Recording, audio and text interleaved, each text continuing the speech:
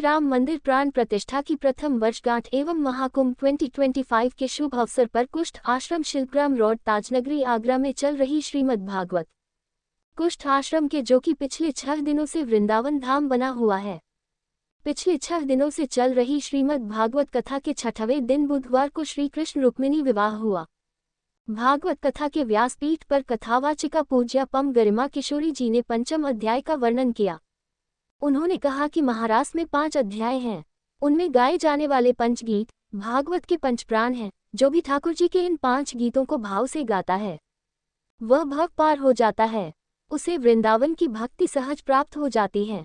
किशोरी जी ने कथा में भगवान का मथुरा प्रस्थान, कंसवध, महर्षि संदीपनी के आश्रम में विद्या ग्रहण करना, उद्धव गोपी संवाद, द्वारका की स्थापना, रुक्मिणी विवाह के प्रसंग का संगीतमय भावपूर्ण पाठ किया।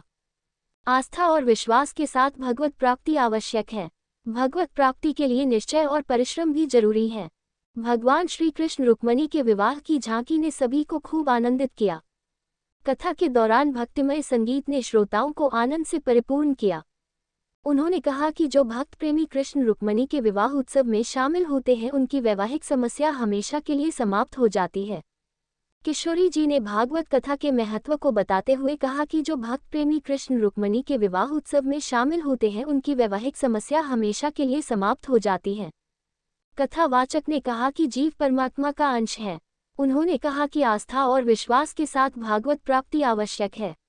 भगवत प्राप्ति के लिए निश्चय और परिश्रम भी जरूरी है। पम गरिमा किशोरी जी ने कहा कि भगवान कृष्ण ने 16,108 कन्याओं से विवाह कर उनके साथ सुखमय जीवन बिताया। इस दौरान श्री कृष्ण और रुक्मिणी के विवाह की झांकी ने श्रद्धालुओं को आनंदित कर दिया। वैशाली नगर के लोगों ने बड़े ही प्रेम से श्रीमद् भागवत कथा का रसपान किया।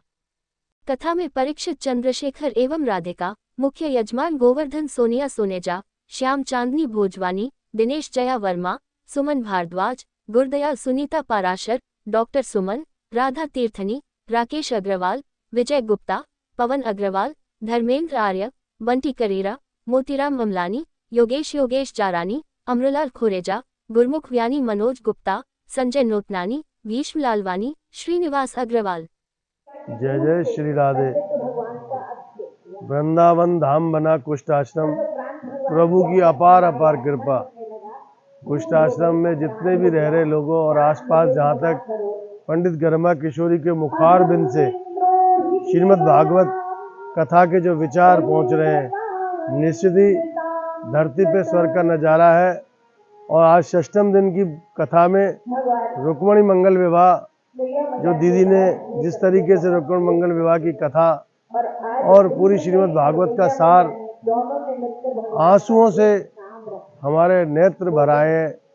और हम सभी लोग यहाँ पे प्रभु का करोड़ों करोड़ शुक्राना कर रहे हैं। बाके बिहारी लाल जी की अपार कृपा का सदका ये सौभाग्य हम आगरा के सभी लोगों को मिला है।